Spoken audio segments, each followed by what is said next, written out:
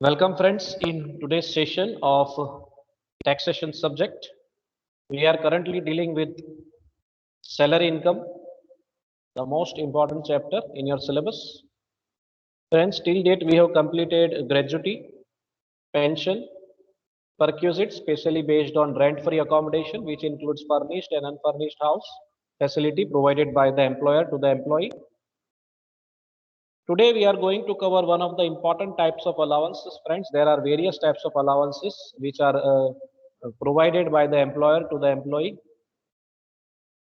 Now, which types of allowances are there? So there are many allowances such as city compensatory allowances, dearness allowances, then uniform allowances, research allowances, travels allowances, transport allowances, conveyance allowances. Other special types of allowances are also given, like hostel allowances, education allowances, and so on. So there are many types of allowances, including the special one, that is house rent allowance. So we are going to focus on one of the types of allowances. And why we are going to focus on this particular allowances? Because this particular allowances has some exemption limits, some exemption rules. सो इसकी special calculation होती है और इसके calculation के rules है। इसके लिए हम इसको सेपरेटली यहाँ पे फोकस कर रहे हैं इसके ऊपर, और इसकी थियरी है थोड़ी सी, और थियरी प्लस इसकी जो लिमिट्स है यानी कि कंडीशन है वो समझ लेंगे, और इसके ऊपर हम थोड़े सम्स भी कैलकुलेट करेंगे। तो चलिए पहले थियरी समझ लेते हैं। So rules regarding HRA, that is the full form of HRA is house rent allowances. So what are allowances first? Let us try to understand what are allowances in simple words. An allowance is a fixed amount of money received by a salaried employee from his employer to meet a particular type of expenditure over and above salary. Salary तो मिलनी है, और salary का एक part है, it's a part of salary HRA, जैसे gratuity, pension, ये सारे पार्ट है सैलरी के, प्रोविडेंट फंड, बोनस, कमीशन। वैसे ही हाउस रेंट अलाउंस भी सैलरी का ही एक भाग है, एक हिस्सा है, और ये एक तरीके से फिक्स अमाउंट मिल जाती है एम्प्लॉय को। कहाँ से मिलेगी सर? कंपनी देगी। एम्प्लॉयर मीन्स कंपनी देगी। कोई खर्चा अगर कंपनी एम्प्लॉय ने किया है तो वो खर्चा खर्चे के तौर पे इस तरीके से अलाउंसेस प्रोवाइड किया जाता है, पे किया जाता है, कंपनी पे करती है अपने कर्मचारी। एक एग्जांपल ले लेते हैं। For example, companies provide over time allowance to employees if they work more than fixed working hours.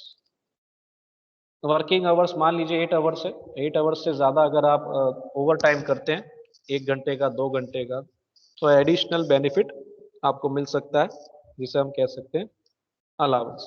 यहाँ पे अलाउंसेस का नाम रखा गया है ओवर टाइम अलाउंसेस। अगर आप ओवर टाइम करते हैं, काम एक्स्ट्रा वर्किंग आवर्स देते हैं काम के, तो उतना ही अलाउंसेस आपको ज़्यादा मिलेगा। पर आवर फिक्स किया गया 100 रुपीज़, अगर आप ओवर टाइम करते हैं तो 100 रुपीज़ एक्स्ट्रा मिलेगा पर आवर, तो उसके हिसाब से आपको सैलरी आपकी उस तरीके से वैल्यूएशन की जाएगी, उसमें ऐड की जाएगी। HRA, that is house rent allowance, is paid by the company to his employee to enable him to meet the expenses actually incurred on payment of rent in respect of residential accommodation occupied to him. अब ये HRA जो है house rent की बात हो रही है। House rent अगर आपने मकान भाड़े का लिया हो और अगर आप भाड़ा पे कर रहे हैं तो आपको इसमें बेनिफिट मिल सकता है। कंपनी आपको उस भाड़े के सामने, जो आप पे कर रहे हैं उसके सामने ये अलाउंस देती है।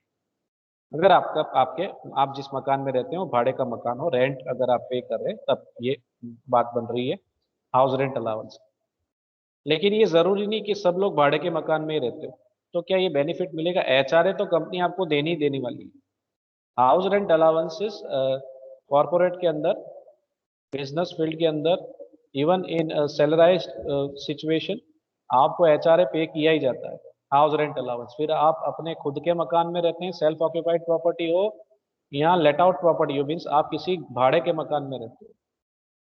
अगर आप भाड़े के मकान में रहते हैं तो आपने ये नीचे की कंडीशंस फॉलो करनी है। फिर अगर आप खुद के मकान में रहते हैं तो आपने ये नीचे की कंडीशंस ध्यान में नहीं लेनी है। आई रिपीट, अगर आप खुद के मकान में रहते हैं तो वहाँ आपने ये जो नीचे की एग्जम्पशन लिमिट्स दी है, कंडीशंस दी हैं, ये फॉलो नहीं करनी है। लेकिन अगर आप भाड़े के मकान में रहते हैं तो नीचे का कैलकुलेशन आपको करना है, और जो भी टैक्सेबल इनकम बनती है आपकी वो आपने कैलकुलेट करके रखनी स्टेटमेंट में। अगर आप खुद के मकान में रहते हैं तो जो भी एचआरए आपको मिलता है फुल्ली टैक्सेबल है। I repeat, if you reside in a house which is self occupied, जिसमें जो आपका मकान है जिसमें आप रहते हैं और आपको एचआरए मिलता है, तो उस सिचुएशन में वो फुल्ली टैक्सेबल है।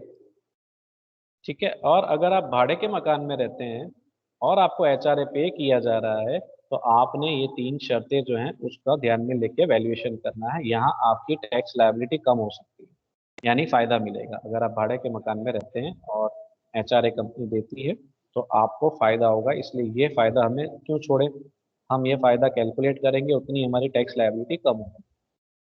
तो चलिए देखते हैं एग्जम्पशन कंडीशंस क्या है, एग्जम्पशन लिमिट्स क्या है। तो सबसे पहले आप कौन सा रूल ध्यान में लेंगे, the actual house rent allowance received, यानी कंपनी ने जो पे किया है वो, एम्प्लॉय को जो मिला है और कंपनी ने जो पे किया है वो ध्यान में लेंगे। एक्चुअल एचआरए रिसीव्ड ध्यान में लेंगे।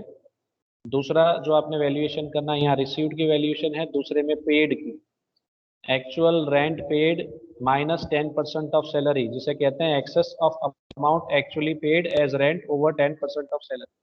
यहाँ पे दोस्तों आपने सैलरी का वैल्यूएशन करना है, आपने सैलरी कैलकुलेट करनी होगी। सैलरी की डेफिनेशन अभी थोड़ी देर में हम देखेंगे, यहाँ सैलरी का मीनिंग क्या है, मतलब क्या है। Excess of amount actually paid as rent over 10% of salary. तो आपने जो रेंट पे किया होगा, अगर आपने भाड़े का मकान लिया है और उसका जो भाड़ा पे किया है वो ध्यान में लेंगे, एक्चुअल रेंट पेड।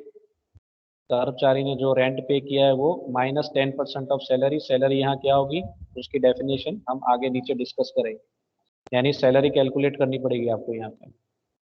उसके बाद कंडीशन नंबर 3 ये है कि 40% of salary in case of other cities. Salary का 40% लेना होगा थर्ड कंडीशन में, यहाँ 50% लेनी होगी अगर चार महानगर में से कोई एक, यानी कोई एक मेट्रो, कोई भी एक मेट्रो सिटी हो सकती है जहाँ पे आप नौकरी कर रहे हैं। कंपनी का लोकेशन उस मेट्रो सिटी में हो सकता है, और आपको जो मकान दिया गया है, आप जिस मकान में रह रहे हैं वो मकान, यहाँ पे मकान बेच दिया गया है। रेसिडेंशियल हाउस जो है वो आपका चार महानगर में से कोई भी एक महानगर में हो सकता है, मेट्रोपॉलिटन सिटी में हो सकता है। अगर आपका मकान मुंबई, कोलकाता, दिल्ली या चेन्नई में है तो आपने 50% सैलरी कंसीडर करनी है यहाँ पे एग्जाम्पशन में। अब ये सारा, ये तीनों तीन का वैल्यूएशन करने के बाद हमें जजमेंट देना है कि list of the above three will be taken as exempt from tax. इन तीन में से जो जिसकी रकम कम होगी वो हम टैक्स फ्री एचआरए लेंगे, उससे एग्जम्प्टेड एचआरए, यानी उतनी रकम का हमें फायदा मिलेगा, एग्जम्पशन मिलेगा।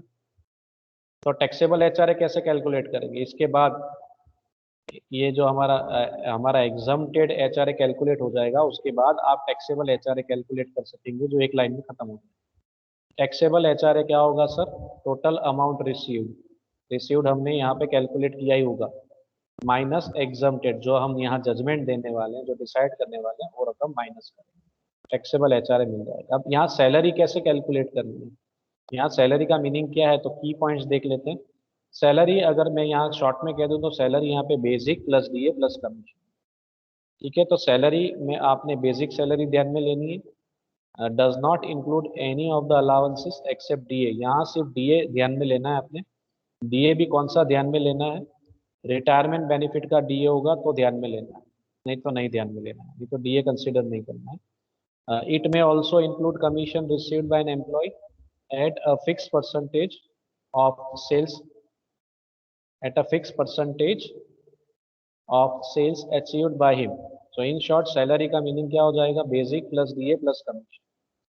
अब डीए रिटायरमेंट बेनिफिट का हो तो ही लेना है, कमीशन अगर फिक्स परसेंटेज सेल्स के होंगे तो लेना है। कभी कभी ऐसा भी बोल देते हैं कि कमीशन को भी रिटायरमेंट बेनिफिट के लिए कंसिडर किया गया है, तो उसको भी ध्यान में आपने ले लेना है। अगर इस तरीके से दिया हो तो भी ध्यान में ले लेना है। तो ये सैलरी की डेफिनेशन यहाँ कंफर्म हो गई कि हमें सैलरी की डेफिनेशन एचआरए के कैलकुलेशन में कौन सी ध्यान में लेनी है sir, basic plus DA plus commission. ये पहला की पॉइंट हो गया। अब आप इस तीन कंडीशन का उपयोग कब करेंगे, तो उसकी भी एक शर्त है। If the employee is living in his own house और is living in a house for which he does not have to pay any rent, then no part of HRA is exempt. Means the entire HRA received will be taxable and include in salary.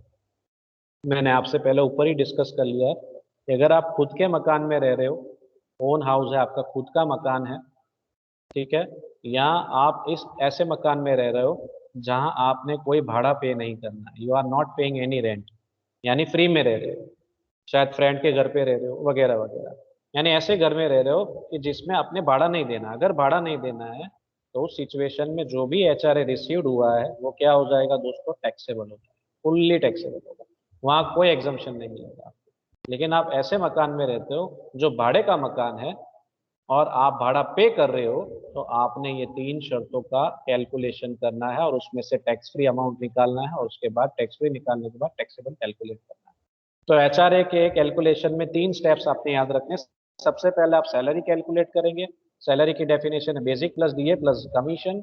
दूसरा step है आपने ये 3 conditions को ध्यान में लेके exempted HRA निकालना है, यानी कि टैक्स फ्री HRA निकालना है। ये सेकेंड स्टेप है। थर्ड स्टेप है एग्जम्प्टेड निकालने के बाद आप टैक्सेबल HRA कैलकुलेट कर पाएंगे। तो 3 स्टेप में HRA का कैलकुलेशन इस तरीके से कंप्लीट